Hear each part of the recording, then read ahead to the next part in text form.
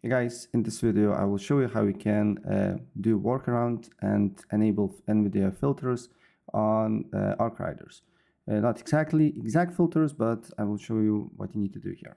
So as you may know, with NVIDIA you can open up NVIDIA overlay, toggle on, press Alt Z, and then set up a game filters for your game. Unfortunately, ARC rider creators block this, so what you can do here and how you can go around is to right click on your desktop, show more options, and then go to NVIDIA control panel.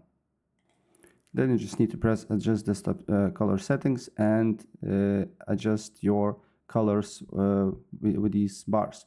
I like to go brightness at 50%, contrast as well, gamma on 120, and digital vibrance at 90% here with hue 0.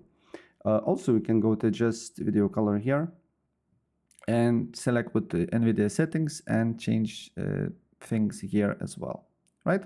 So after that, apply the changes, and that's what you need to do here, unfortunately, because NVIDIA filters is not working in ARC riders. So yeah, that's it.